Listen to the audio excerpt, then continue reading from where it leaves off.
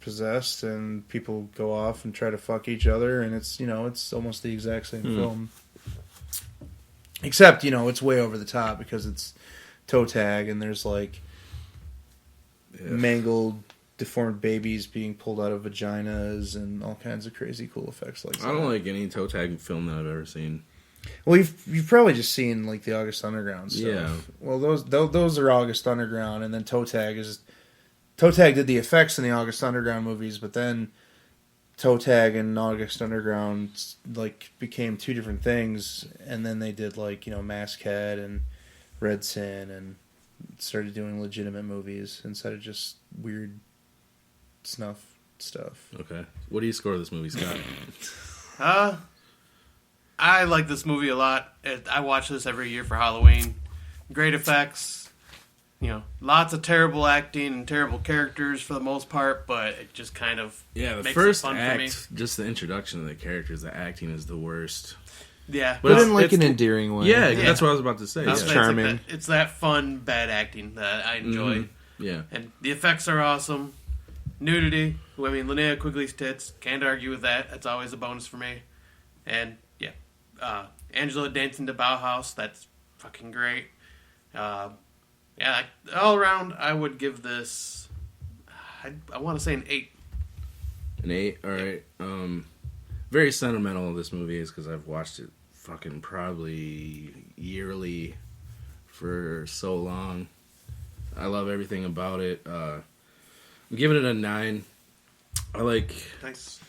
I like how like there's the quintessential setup with the characters as the fucking the fat drunk party guy. There's the fucking the paradigm. the Dago Wop. Yeah, they're all different. Like it's kind of odd that they all hang out or whatever. Then you got the goth, you got the slut, you got The black kid, the virgin, the Chinese girl. Yeah, well, that's not really a character. Like her and her boyfriend aren't. You can't even. No, they're just body count fodder. Yeah. Those are the only two. But it's like it is a really diverse melting pot cast. Mm-hmm. They're all lots of females, lots of minorities, not just a bunch of pretty white kids. Wait, are the females the minorities? Is that what you're saying, Mr. Sexist? What? Said females. We said there's a lot females of females, and so they wouldn't be minorities. the minorities. There are lots of females and minorities. Are they one and the same though? Is that what you're saying? Well, one of the females is a minority. She's Asian.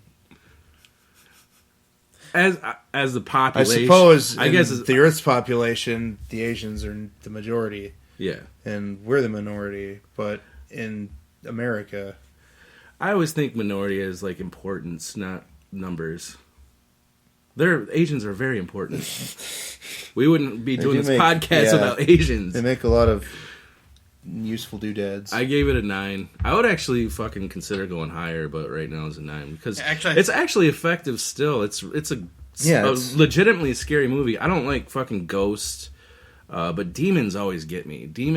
Like I don't like it's stupid. I don't like ghosts because it's not logical to me, but demons are. I guess I don't know. Like I don't believe in ghosts, but I don't believe in demons either. But like it's just, I guess it's just overall scarier. I mean, The Evil Dead is pretty much demonic. Yeah, that's demonic possession too. Yeah, totally. if it was Night of the Ghost, like I probably wouldn't watch it. I don't Right. I can't stand ghost movies, but demons, There aren't a lot of good ghost movies. That's true. there isn't like an overabundance of demon movies either, though. Well, there's there's a good amount, but like not a lot. Not since the 80s, though. Right. And now lately it's it's just extra all stuff. possession. Fucking zombies and possession. Too. But I actually want to say I want to change mine to an 8.5 because if I'm giving Trick or Treat an 8.5, this has got to be right up there with Trick or Treat for me. Yeah, I like it better. I was gonna give it a 9. That's what I gave it. Yeah, I'm gonna give it a 9. It's legitimately fucking scary. Yeah, it's got some frightening moments, great effects.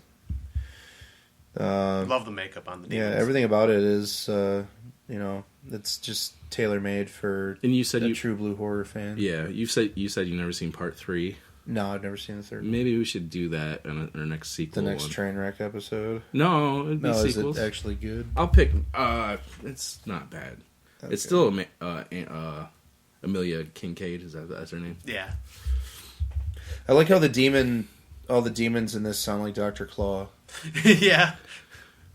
Part 2 has some like fucking, I think it's Morbid Angels in one of their songs are in it. When they're, I think it's Morbid Angel when they're doing the dance. Remember? All I remember about Part 2 is that it's about Angela's little sister. Mm-hmm. And that she's in like some kind of fucking nut house. Yeah, it's like a college setting. Yeah, because I watched that at work one night on my break. That was it. I enjoyed it. 8.599. That's Night of the Demons. And Amelia Kincaid is a whack job now. She's an animal whisperer. Yeah. She can tell you what's wrong with your pet if they're upset. It's another one of those like trying to pretend that you're psychic or a medium. Yeah, or something. she's a medium. Just totally narcissistic behavior. I'm so special that I can talk to things that can't talk. I need something that will get me attention again. That's Night of the Demons. On to our next film. On to our next movie. On to our next film. You know what I mean, Vern? You know what I mean, Vern? God damn it. He's one step away from being a pedophile. What? All he hangs out with is kids. Because he's retarded. Yeah. He's not retarded. He Ernest is is retarded. There is like something seriously mentally wrong with that guy. He's like He's multiple Pee-wee, personality but even disorders and... more childlike. He's a total kid. They never give him a... I mean, the only movie I can think of where they give him like a love interest is Goes to Jail. Oh, yeah. Because he's just, he's a kid. On to our next stupid film. Come on, little fella.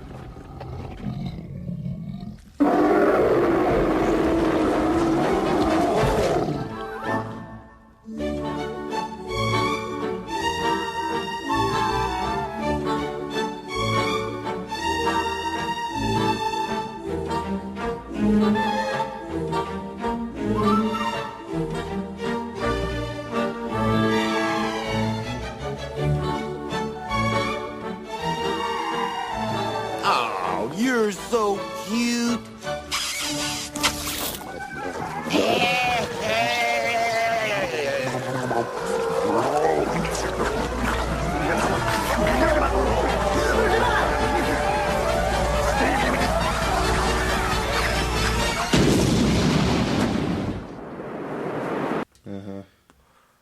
Our next film is Ernest is Stupid. And Ernest scared, stupid, you bastard. nothing scary about this, but You gonna tell me that the goddamn troll wasn't creepy as fuck? It's cool. No, it's not creepy. That's why it was like it was. If that thing was in your house, you wouldn't be creeped out. Ernest is the creepiest thing about this movie. Hanging out with kids, fucking. There's the kid's creepier than he is. Yeah. Well, yeah, to fucking have no judgment, not to hang out with a retard in the woods. He deserves to get molested by Ernest, but Ernest. He's earnest, like at heart, like the word. Ernest is the goddamn man. He doesn't rape these kids, which is very shocking. I thought that's what it ended up Because being. Ernest is totally asexual. Yeah, he's probably never had an erection. Yeah, he's just like he's like a 10-year-old kid trapped in a fucking 40-year-old man's body. But if he did rape these kids in this movie, it'd be a completely different movie. What path are we going down? Holy shit. It would actually... It'd probably become a movie that you enjoyed a lot. No, not at all. Not at all. I was just going to say it would be blacklisted from Hollywood. It's like the edgiest Ernest of all time. He oh my god. Kids. Ernest rapes the kids. Know what I mean, Vern? God damn it, Jim Varney's dead. I know. Oh, I'm not such a shitting bum. on him. I mean, it's a good character. I mean, it had a shelf life, definitely, but... See, I like Ernest more than Pee-wee. Ernest is... Oh, they're the same. They're the same for me. Ernest is actually funny when he feels like a sense of entitlement. I love when he fucking just thinks he's like... He has a purpose now. In this movie, he gets self-important. All puffed up and... he's a funny guy, I guess. He is. He's like... He's a great actor. I mean, look at those different dozens of personalities. little characters and shit. Yeah, I love Ernest. I always have. Is there any importance on the director or anything? John Cherry, just that he directed all of the Ernest movies. Yeah. Okay. Yeah, but yeah, the one big time name is the creature effects done by the Chiodo brothers, who did Critters, Killer Clowns from Outer Space, a lot of creature effects. Chiodos the band. No, from... fuck, shut up. God damn it. But yeah, you'll there notice is kind of a bigger name involved in this than the Chiodos and Eartha Kitt's in this. Well, I was movie, gonna say so. but this was like the stuff that wasn't the actors. Right. Yeah, and then you'll notice like in the final scene with all the trolls, there are some reused masks from the Killer Clowns, and I was able to pick out a couple of them. Did you see all the scenes where the Krites were rolling through? No. That's because there weren't any. Oh, I was gonna say, you son of a bitch. Yeah, then they also used the same death. The trolls died the same way as the clowns with that weird spinny effect. Right. But Puddles of goo and blood and ribs. But yeah, stars obviously Jim Varney as Ernest. Fucking, the man's just fucking awesome. The same reoccurring 2 old guy characters. I don't remember the name. Except it's not the skinny dude is. Wait, no, they're different guys. They're different guys in Goes to Camp. Yeah, Goes to Camp. I think Tom was in Goes to Camp, but Bobby was different. Yeah, and it's Tom and Bobby and Goes to Jail as well. And Saves Christmas. Yeah. So it's just different guys and Goes to Camp. Yeah, but I forgot their names, but yep, they're in that as well. Eartha Kitt, Catwoman from the Batman TV series, She's a lot of Catwoman blaxploitation. Mach 2 after Julie Newmar. Oh, okay. Yeah, There were actually like 4 actresses that played Catwoman between the 3 seasons of that show and the movie that they did. Yeah, she's pretty much the biggest name in the whole movie. Yeah, she's been in a lot of stuff. Then the only other character I noticed that did anything was Shay Astaire, who was the little girl. She played in, was it Jack Ketchum's Lost? Was that? Randy? Yeah, that's what you were saying. Well, I mean, I didn't know if it was Jack Ketchum. He didn't direct it. It was just based on his book. I forget who directed that. Yeah, but she was in The Lost. The Lost is awesome. All Cheerleaders Must Die, and then she was also Joseph Gordon-Levitt's girlfriend in Third Rock from the Sun, which is probably where a majority of people would recognize her from. I think that the lead kid, the boy in this, looks exactly like the kid from Monster Squad. Yeah, he does. He does. Yeah, like to the point where I had to Google it and like, man, he would have been like so much older. Yeah, because I don't think he did anything after this. Monster really. Squad was 87. This is like 92 or I think 92 or 93. Yeah, it's like this. Yeah. Yep, this is basically a story of where a rapist in town hangs out with kids. Tries to fuck him in the back of his garbage truck. But he's asexual, so he doesn't. That's what Randy says. It starts off with we didn't see the deleted scenes, by the way. They might have. Starts off with a historical story of this troll being bagged up and thrown underground, and they take care of the troll the same way that they do Rawhead Rex and bury him under something. Yep. And they then there's a tree that grows over top of them, but then cuts to present time, and it's the little girl. I forget her name. The troll's name is Trantor, by the way. Oh, is it? Okay, yeah. Trantor. Okay. But yeah, the little girl's telling the story of the history of that town. And, Briarville. Briarville. Hey, thank you. And yep. Did you unplug me? No, this. I'm like, what just happened? You're cut off. You don't agree that he's a rapist. You're done. Well, yeah, basically, this is a story about how Ernest ends up accidentally life got turned upside down. Yes. Well, purposefully in his own dumb way, resurrecting Trantor. If a descendant of Phineas Worrell places his hand on this tree on like this snow. night and says, "Yea, I call thee forth, Trantor." Shit, I was late. And then knock 3 times. But what are the chances of that happening? But yeah, simple plot. He wakes a troll who needs to capture a bunch of children's souls to, I guess, take over the world with his own troll minions. He turns them into statues, man. But Ernest ain't gonna let nothing happen to those kids because he wants to do it himself. Jesus Christ. Rapey guy.